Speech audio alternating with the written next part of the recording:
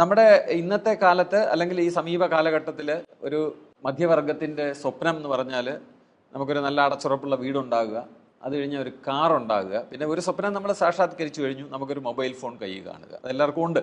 കേരളത്തിൽ ജനസംഖ്യയേക്കാൾ കൂടുതൽ mobile phone ഉണ്ടെന്നാണ് പറയുന്നത്.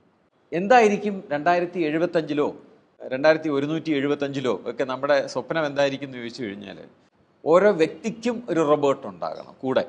അപ്പോൾ അതൊരു കൂട്ടാളി അല്ലെങ്കിൽ കയ്യാളായിട്ട് അല്ലെങ്കിൽ പങ്കാളിയായിട്ട് സഹായിയായിട്ട് കൂടെ കാണുന്ന ഒരു യന്ത്രം.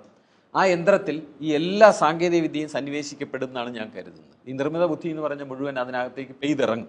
നമ്മുടെ നാട്ടിലെ ജനസംഖ്യ ഇടിയാൻ തുടങ്ങിയിരിക്കുന്നു. കേരളത്തിൽ ഇടിഞ്ഞു കഴിഞ്ഞു, പക്ഷേ ദേശീയ തലത്തിലും ഇനി ഇടിയാൻ തുടങ്ങുന്നു. ഇപ്പം നമുക്ക് ഇതെടുക്കാത്തതുകൊണ്ടാണ്, സെൻസസ് എടുക്കാത്തതുകൊണ്ടാണ്. എങ്കിലും ഞാൻ കരുതുന്നു ഒരു 50 വർഷം കഴിയുമ്പോൾ ഇന്ത്യയിൽ 100 കോടിയിൽ താഴെ ആൾക്കാരെ കാണുകയുള്ളൂ. പക്ഷേ ഒരു 80 കോടിയോളം റോബോട്ട് കാണുന്നതാണ് ഞാൻ കരുതുന്നത്. അതാണ് അന്നത്തെ ഒരു സമൂഹത്തിൻ്റെ ഒരു നേർചിത്രമായിട്ട് ഞാൻ കാണുന്നത്. ഞാനിനി പറയാൻ പോകുന്ന ഒരു കാര്യമേ ഉള്ളൂ. 2075 എൻ്റെ വീട്ടുമുറ്റത്ത് എന്തായിരിക്കും കാണുക, ഞാൻ താമസിച്ചുകൊണ്ടിരിക്കുന്നത്, ഞാൻ അതാണ് മനസ്സിൽ സങ്കല്പിക്കുന്നത്. ഞാൻ ആ പ്രവചനം എനിക്ക് തോന്നുന്ന ഞാനിവിടെ പറയുകയാണ്, വളരെ ബോധ്യത്തോടുകൂടി പറയുകയാണ്. ഇതൊരു കാൽപ്പനികമായിട്ടുള്ള ഒരു കഥയെഴുത്തൊന്നുമല്ല, വളരെ സാധ്യതയുള്ള ഒരു കാര്യമാണ് ഞാൻ പറയുന്നത്. അതിൻ്റെ സൂചനയെല്ലാം നമ്മുടെ മുമ്പിൽ പല പല ചെറിയ ചെറിയ അംശങ്ങളായിട്ട് ലഭ്യമാണ് എന്നും കൂടെ ഞാൻ എടുത്തു പറയുകയാണ്. ആ റോബോട്ട്, എൻ്റെ വീട്ടിലൊരു റോബോട്ട് കാണും. ആ റോബോട്ട് എന്ത് ചെയ്യും എന്ന് ചോദിച്ചാൽ, അത് വീട്ടിലെ ഒരു ജോലിക്കാരനായിട്ട് പ്രവർത്തിക്കും. അത് പാചകം ചെയ്യും. അത് നമ്മുടെ താല്പര്യത്തിനനുസരിച്ചും നമ്മുടെ രോഗങ്ങൾക്കുള്ള, ആ സമയത്ത് കുറച്ച് രോഗങ്ങൾ കൂടുതലായിരിക്കും, കാരണം ദേഹവും അനങ്ങൂല തലച്ചോറും അനങ്ങൂല എന്നുള്ളൊരവസ്ഥയിലായിരിക്കും ഒന്ന് ജീവിക്കുന്നത്. അപ്പോൾ ഡയറ്റ് അനുസരിച്ചിട്ട് നമ്മുടെ ഭക്ഷണം പാചകം ചെയ്യാനൊക്കും. അത് വിളമ്പിത്തരും, പാത്രം കഴുകിത്തരും, തറ തുടയ്ക്കും. അതൊക്കെ നമുക്ക് ഇപ്പം തന്നെ യന്ത്രങ്ങളുണ്ട്. നമുക്ക് ആ യന്ത്രങ്ങളെല്ലാം കൂടെ സന്നിവേശിപ്പിക്കുമ്പോഴത്തേക്കും ഉണ്ടാകുന്ന കാര്യമാണ് ഞാൻ പറയുന്നത്. മുറ്റമടിക്കും, തെങ്ങിൽ കയറും, തേങ്ങയിടും, തേങ്ങ പൊതിക്കും, തേങ്ങ തിരുകും. എല്ലാ കാര്യവും ചെയ്യാവുന്ന ഒരു സംവിധാനമായിരിക്കും ആ റോബോട്ട്. വീട്ടുമുറ്റത്തിറങ്ങി കൃഷി ചെയ്യാനും വെള്ളമൊഴിക്കാനും കളപറിക്കാനും, കീടങ്ങളെ നമ്മൾ കീടനാശിനിയൊന്നും അടിക്കേണ്ട, ഓരോരോ കീടത്തിനെയായിട്ട് പിടിച്ച് വേണമെങ്കിൽ മാറ്റി വേറെ സ്ഥലത്ത് കൊണ്ട് വെച്ച് തരും. എന്തെങ്കിലും ഇലയിൽ ചീയൽ രോഗമുണ്ടോ എന്ന് നോക്കി കണ്ട് തിരിച്ചറിയാൻ സാധിക്കും. സെൻസറുകൾ ഉപയോഗിച്ചിട്ട് ചെടിയിൽ എപ്പോഴെങ്കിലും വെള്ളത്തിന് ഒരു ആവശ്യം വന്നോ എന്നറിഞ്ഞാൽ ഉടനെ ആ സമയത്ത് കൊണ്ട് വെള്ളം ഒഴിക്കാനായിട്ട് സാധിക്കുന്ന ഒരു സമ്പ്രദായം. വളമിടൽ, വളം ഉണ്ടാക്കൽ, ഇതെല്ലാം ആ റോബോട്ട് നമ്മുടെ മുറ്റത്ത് ചെയ്യും. നമുക്ക് വീട്ടിൽ നമ്മൾ മാത്രമല്ല താമസിക്കുന്നത്. എൻ്റെ വീട്ടിലാണെങ്കിൽ പട്ടിയും താറാവും ഉണ്ട്. പിന്നെ ഞങ്ങൾ വളർത്താത്ത ചില സാധനങ്ങളും അകത്ത് കയറി വരാറുണ്ട്. എൻ്റെ വീടിൻ്റെ അവിടെ അതിന് വളരെ പ്രശസ്തമാണ്. കഴിഞ്ഞ വർഷം 5 ചേരയും 2 മൂർഖൻ പാമ്പിനെയാണ് വീട്ടിൽ നിന്ന് പിടിച്ചത്. ഈ റോബോട്ട് മുറ്റത്തിറങ്ങി പാമ്പിനെ പിടിക്കും. അതിന് വളരെ വലിയൊരു പ്രത്യേകത, റോബോട്ടിനെ പട്ടി കടിക്കാൻ സാധിക്കില്ല, പാമ്പ് കുത്തില്ല. അപ്പോൾ അത് പിടിച്ച് ഒരു സഞ്ചിക്കകത്താക്കി അത് വേണ്ട സംവിധാനം അതിനകത്ത് ചെയ്യും എന്നുള്ളതാണ്. അല്ലറ ചില്ലറ വീട്ടിലെ മരാമത്ത് പണിയെല്ലാം അത് ചെയ്യും. ഒരു കതകിൻ്റെ വിചാരി വിളയാൽ അത് സ്ക്രൂ വെച്ച് പിടിപ്പിക്കാനോ, പെയിൻ്റ് അടിക്കാനോ, അത്യാവശ്യത്തിന് കുറച്ച് പ്ലംബിങ് ചെയ്യാനോ, ബൾബ് മാറ്റിയിടാനോ, ഈ പണിയെല്ലാം റോബോട്ട് ചെയ്യും. വീടിന് മുന്നിൽ കാവൽക്കാരനായിട്ട് നിൽക്കും. ആരെങ്കിലും കടന്ന് കയറാതെ നോക്കുകയും, ഒരു സെക്യൂരിറ്റി ക്യാമറ പ്രത്യേകം ആവശ്യമില്ല, ഈ റോബോട്ട് തന്നെ ഒരു സെക്യൂരിറ്റി ക്യാമറയാണ്. കള്ളന്മാർക്ക് വളരെ ബുദ്ധിമുട്ടുള്ള കാലമായിരിക്കാം, പക്ഷെ കള്ളന്മാർ മോശക്കാരല്ല. ചിലപ്പോൾ അവർ തന്നെ റോബോട്ടുകളെ ഇറക്കുമോയെന്ന് നമുക്ക് അറിഞ്ഞുകൂടാ. അങ്ങനെ വരുമ്പോൾ നമുക്ക് ആലോചിച്ച ഉടനെ അറിയാം, റോബോട്ടുകൾക്കൊരു രജിസ്ട്രേഷൻ ആവശ്യമായിട്ട് വരും. നമ്മുടെ കാറ് രജിസ്റ്റർ ചെയ്യുന്ന പോലെ, മൊബൈൽ ഫോൺ ആധാരമായിട്ട് ലിങ്ക് ചെയ്ത പോലെ ഒരു രജിസ്ട്രേഷൻ ആവശ്യമായിട്ട് വരും. ആർക്കെങ്കിലും അങ്ങനെ ഒരു റോബോട്ടിനെ പുറത്തിറക്കാനായിട്ട്, കമ്പനിയിൽ നിന്ന് പുറത്തിറക്കാനായിട്ട് സാധിക്കില്ല. നമുക്ക് പാട്ട് പാടിത്തരും, നമ്മളെ പഠിപ്പിക്കും. നമുക്കിപ്പോൾ പെട്ടെന്ന് തോന്നി നമുക്ക് ഉഗാണ്ടയിലെ ഭാഷ പഠിക്കണം എന്ന് തോന്നിയാൽ ഉടനെ തന്നെ, കാരണം ഈ ലോകത്തുള്ള 800 കോടി ജനങ്ങളുടെയും തലച്ചോറ് പറിച്ചെടുത്ത് ചേർത്ത് ഒരുമിച്ചൊരു തലച്ചോറാക്കി വെച്ചിരിക്കുന്നത് പോലെയാണ് നിർമ്മിത ബുദ്ധിയുടെ തലച്ചോറ്. അപ്പോൾ അതിന് ലോകത്തെ എല്ലാ ഭാഷയും എല്ലാ സംസ്കാരവും എല്ലാ കാര്യങ്ങളും അറിയാം. പെട്ടെന്ന് നമുക്ക് സ്പാനിഷ് പഠിക്കണം തോന്നിയാൽ പറഞ്ഞാൽ മതി, അപ്പം തന്നെ അത് പഠിപ്പിച്ച് തുടങ്ങും. നമ്മുടെ അടുത്തിരുന്ന് അത് പഠിപ്പിച്ച് തുടങ്ങും. പുസ്തകം നമുക്ക് വേണമെങ്കിൽ വായിച്ചു തരും. നമ്മളൊരു പുസ്തകം എടുത്ത് കൊടുത്താൽ വായിച്ചു തരും. ആ പുസ്തകം എനിക്ക് വായിക്കേണ്ട, അതിനെ ഒരു സിനിമയാക്കി മാറ്റി, കഥാപാത്രങ്ങളെയൊക്കെ മമ്മൂട്ടിയെ മോഹൻലാലിനെ കൊണ്ട് അഭിനയിപ്പിച്ച് സിനിമയാക്കി മാറ്റി കാണിച്ചു തരുമെന്ന് പറഞ്ഞാൽ ഉടനെ തന്നെ അത് സിനിമ നമുക്ക് വേണ്ടി സൃഷ്ടിക്കുകയാണ്. അത് തന്നെ സ്ക്രിപ്റ്റ് ചെയ്ത് സൃഷ്ടിക്കുകയാണ്. ഇതെല്ലാം ഇപ്പം തന്നെ സാധ്യമായിട്ടുള്ള കാര്യമാണെന്ന് നമുക്കറിയാം. 50 കൊല്ലം വെയിറ്റ് ചെയ്യേണ്ട കാര്യമില്ല. നമ്മളോട് സംഭാഷണം നടത്തും. നമ്മുടെ മൂടറിഞ്ഞ് നമുക്കിഷ്ടമുള്ള ഭാഷയിൽ നമുക്കിഷ്ടമുള്ള വേഗത്തിൽ സംഭാഷണം നടത്തും. ഇനി ആതുര സേവന രംഗം ആലോചിച്ച് നോക്കൂ. കിടപ്പ് രോഗികളുള്ള വീട്ടിൽ ഒരു റോബോട്ട് ഉണ്ടായിരുന്നാൽ ആ റോബോട്ട് എന്തൊക്കെ ചെയ്യും? നമ്മളെ തിരുമുകയോ തടവുകയോ ചെയ്തു തരും ആവശ്യമുണ്ടെങ്കിൽ.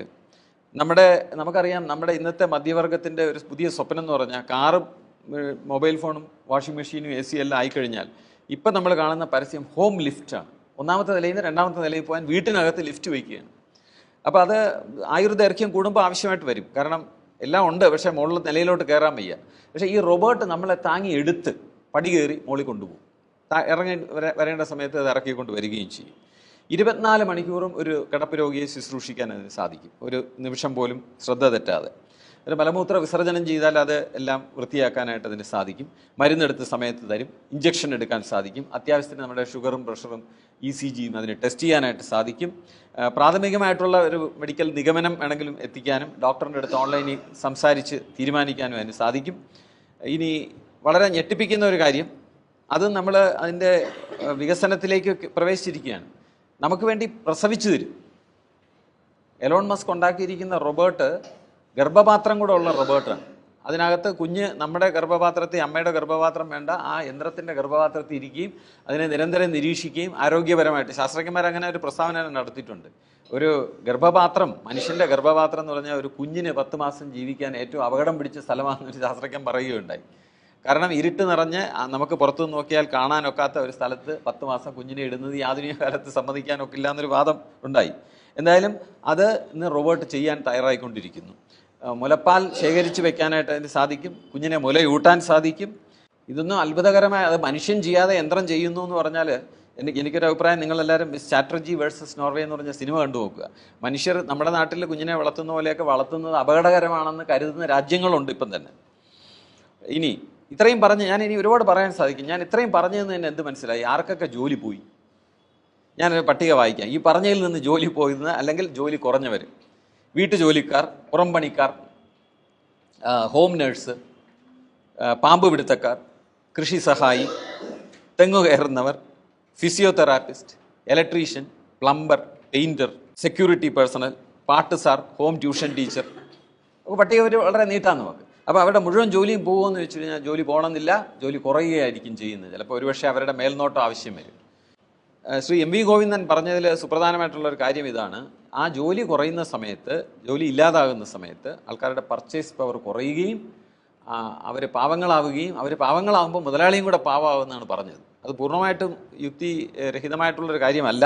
കമ്പ്യൂട്ടർ ഒരു ഉപകരണമായിരിക്കെ നമ്മുടെ നിർമ്മിത ബുദ്ധി റോബോട്ട് ഒരു പങ്കാളിയാണ്, പാതി മനുഷ്യനാണ്, പാതി മനുഷ്യൻ.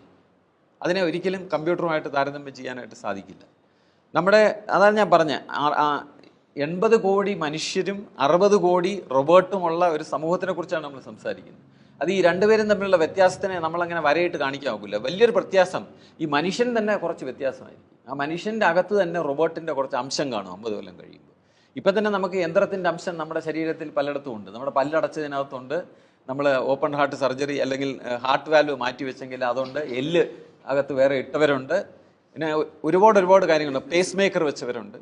അപ്പോൾ ഭാവിയിൽ പറയുന്ന ഒരു കാര്യം, ഇതിനകം തന്നെ നമ്മൾ പരീക്ഷിച്ചിട്ടുള്ള കാര്യം എന്ന് പറഞ്ഞാൽ മെമ്മറി ചിപ്പ് തലയിൽ വെച്ചിരിക്കുന്നു. അപ്പം നിങ്ങൾ മനുഷ്യനെ പൂർണ്ണമായിട്ട് മനുഷ്യനല്ല, മനുഷ്യർ പൂർണ്ണമായിട്ട് മനുഷ്യരല്ല, യന്ത്രം പൂർണ്ണമായിട്ട് യന്ത്രമല്ല. അങ്ങനെ ഒരു സമൂഹമാണ്. അത് വളരെ സങ്കീർണമായ ഒരു ചോദ്യമാണ്. അപ്പോൾ ശ്രീ MV ഗോവിന്ദൻ പറഞ്ഞതിനോട് എനിക്ക് വിയോജിപ്പിനേക്കാൾ കൂടുതൽ അദ്ദേഹത്തിന് നിഷ്കളങ്കത ഈ കാര്യത്തിലുള്ളത് കൊണ്ടായിരിക്കാം അദ്ദേഹം അതിനെ വളരെ ലളിതമായിട്ട് കണ്ടു. അത് വളരെ സങ്കീർണമാണ്, നമുക്കങ്ങനെ കൃത്യമായി എന്ത് സംഭവിക്കുമെന്ന് പറയാനൊക്കില്ല എന്നാണ് എനിക്ക് തോന്നുന്നത്.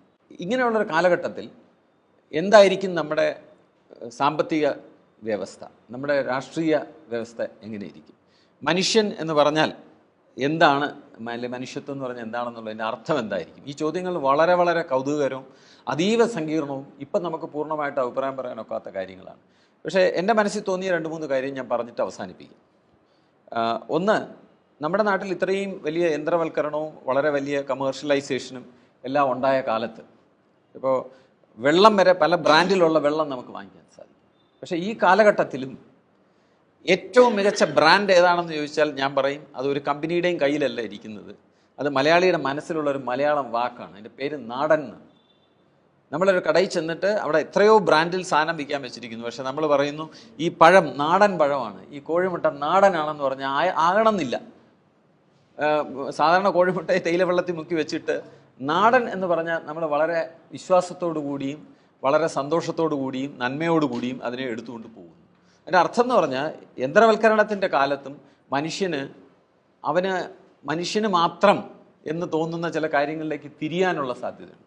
അപ്പോൾ അദ്ദേഹം അത് ശ്രീ എം വി ഗോവിന്ദൻ സാമ്പത്തിക വ്യവസ്ഥയുടെ രീതിയിലാണ് അത് പറഞ്ഞതെങ്കിലും അങ്ങനെ മാത്രമല്ല, മനുഷ്യനെ സംബന്ധിച്ചിടത്തോളം ഇത്രയും കാര്യങ്ങൾ, എല്ലാ കാര്യവും യന്ത്രം ചെയ്യുമ്പോഴത്തേക്കും നമ്മളിനി എന്താ ചെയ്യാനുള്ളത് എന്നുള്ളൊരു ചോദ്യം വരികയും മനുഷ്യത്വം എന്ന് എന്താണെന്നുള്ളത് തിരിച്ചറിയാനുള്ളൊരു അവസരം, ഒരു ബെഞ്ച് മാർക്കായിട്ട് യന്ത്രം മാറുകയും ചെയ്യുന്നു.